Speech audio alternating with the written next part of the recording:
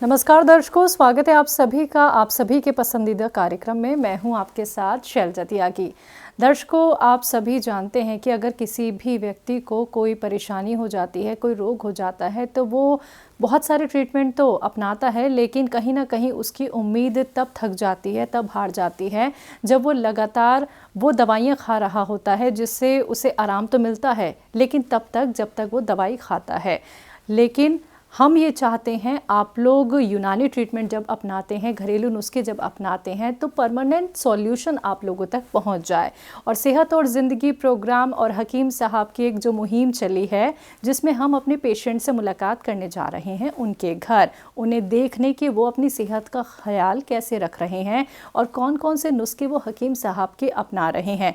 बहुत खुशी के साथ कहना चाहूँगी कि बहुत अच्छे रिजल्ट्स देखने को मिल रहे हैं। जितने भी पेशेंट से मैं मुलाकात अभी तक कर चुकी हूँ, जिनका इंटरव्यू खुद आप लोगों ने भी देखा है हकीम साहब के यूट्यूब चैनल पे, हमारे टीवी चैनल्स के प्रोग्राम पे, तो आज मैं चंडीगढ़ में जहाँ मौजूद हूँ, वहाँ पे भी हमारी ख़ास मेहमान, ख़ास पेशेंट रहती हैं। उन्होंने अपने घर हमें इनवाइट किया है।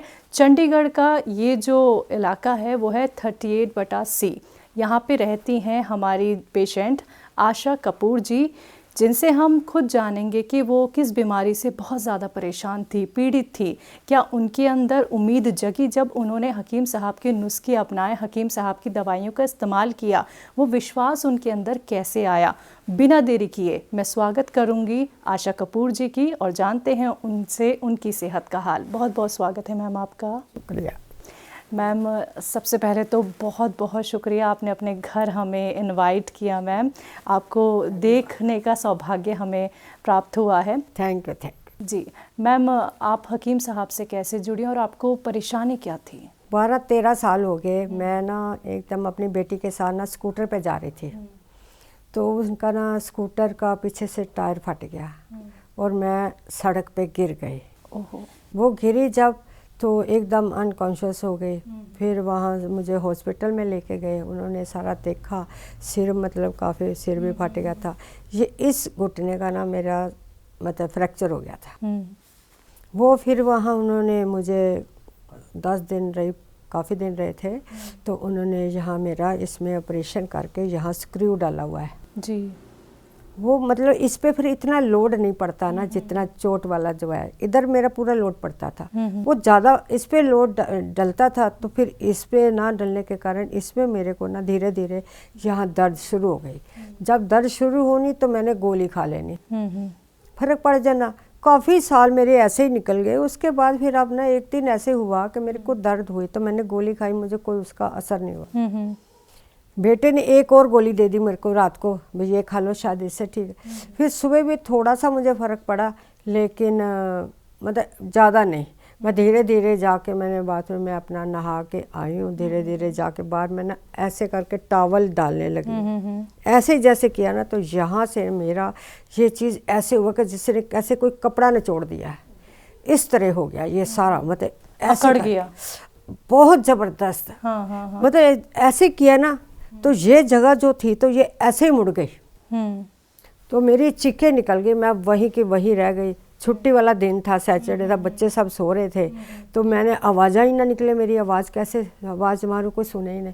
धीरे धीरे वहाँ से बाहर से मैं अंदर तक अपने रूम तक आई, ऐसे ऐसे घिसड़ घिसड़ के मैं ना बड़ी मुश्किल से आई। फिर अंदर आकर मैंने फ़ोन किया, फिर बेटा और बहू आए, फिर ये मेरे को हॉस्पिटल लेके गए। उन्होंने फिर काफ़ी देखा, बोर्ड एक्सरे भी किए, सब कुछ। मुझे मसल्स की प्रॉब्लम है। फिर उन्होंने मतलब दवाइयाँ खाती रही, बहुत ज़्यादा फर्क नहीं पड़ा।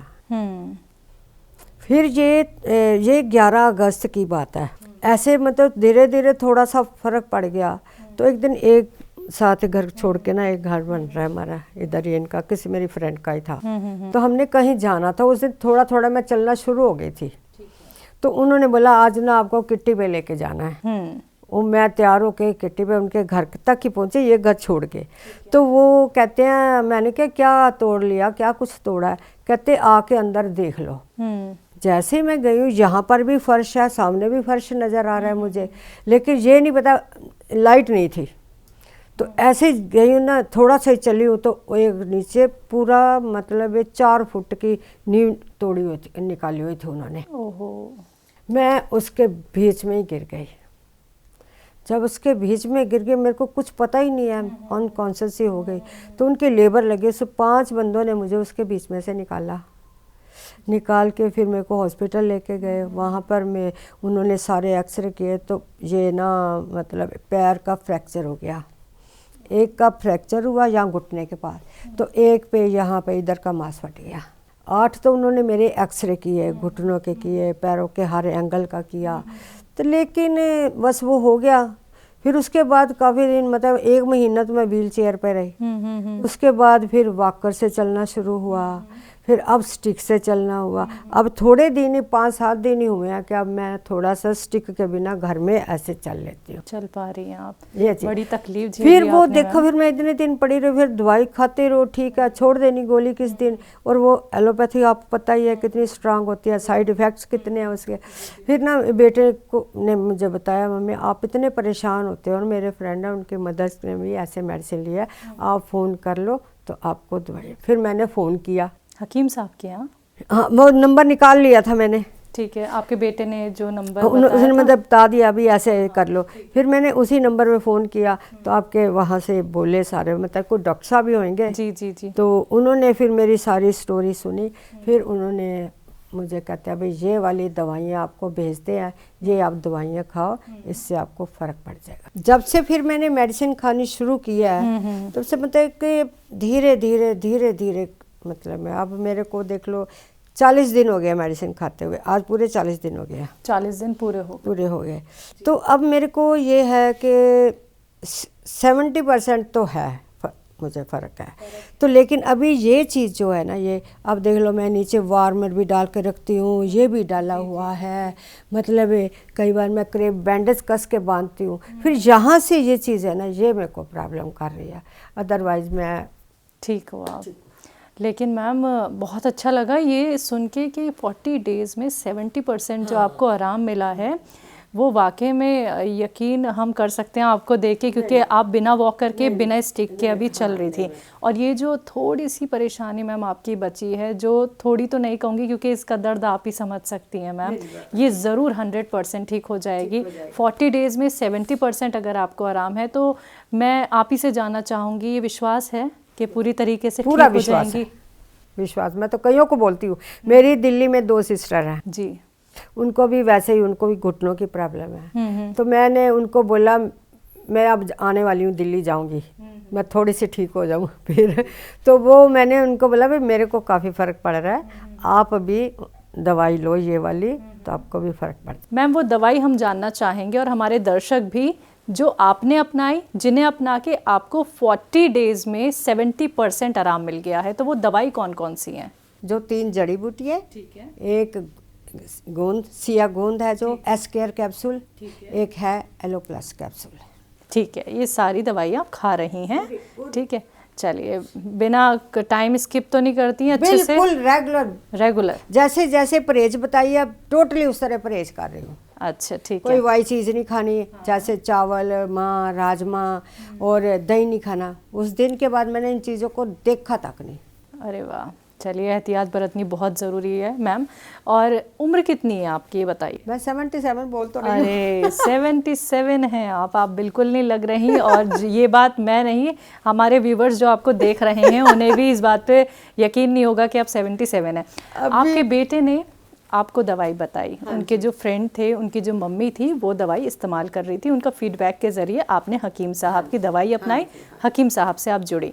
हकीम साहब का प्रोग्राम आप देखती हैं, कब से देख रही हैं? काफ़ी देर से, जब मोबाइल में निकाले तो भी आ जाता है। अच्छा, आते हैं ना भी, आपने अभी मोबाइल में भी, जी, टीवी में भी आ जाता है। अच्छा, यूट्यूब और टीवी दोनों के जरिए आप देख लेते हैं। ठीक है, बेटे ने जो दवाई बता दी हकीम साहब की, तो आपकी तकलीफ 70% जब वो ठीक देखते हैं तो परिवार के लोगों का क्या रिएक्शन रहता है? वो बड़े खुश है, भाई फ़र्क पड़ रहा है आपको बहुत, मम्मी बहुत ज़्यादा फ़र्क पड़ रहा है। अब चलिए, उन्हें भी उम्मीद है कि उनकी मम्मी जो है वो 100% कुछ ही वक्त में ठीक होने वाली हैं। जी, हकीम साहब से मैम आपकी जैसे कि बात नहीं हो पाई है, मैंने आपसे इंटरव्यू से पहले पूछा था, तो इस इंटरव्यू के ज़रिए आप इस इंटरव्यू के ज़रिए आप हकीम साहब के लिए कुछ कहना चाहती हैं तो आप कह सकती हैं। मेरा शुक्रिया बोल देना उनको, मन काफ़ी फ़र्क पड़ रहा है मेरे को।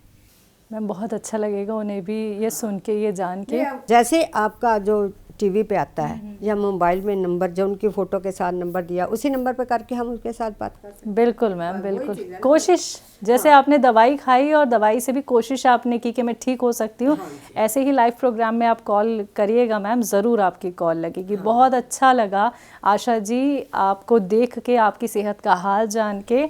और जो लोग आपको देख रहे हैं, सुन रहे हैं, जो महिलाएं या पुरुष हिम्मत हार चुके हैं, उन्हें नहीं समझ में आ रहा कि हमारी परेशानी कैसे ठीक हो सकती है, और जिनके ऑपरेशन भी हो गए हैं, जैसे आपकी भी ऑपरेशन हुआ मैम, फ्रैक्चर तक आपको हो गया था, आप उनको क्या कहना चाहेंगी यूनानी ट्रीटमेंट और घरेलू नुस्खों को लेके?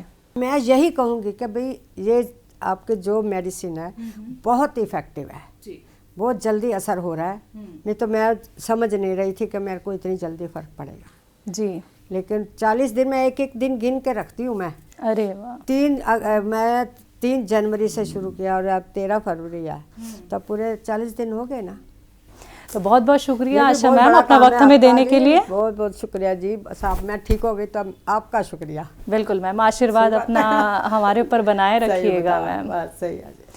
तो दर्शकों, आप सभी ने सुना अभी आशा कपूर जी को, जो चंडीगढ़ में रहती हैं, और आप यकीन मानिए उनसे मिलके मुझे बहुत बहुत खुशी हुई है। ये 40 डेज़ का रिज़ल्ट है। वो व्हील चेयर पे चलती थी, फिर स्टिक के सहारे चलती थी।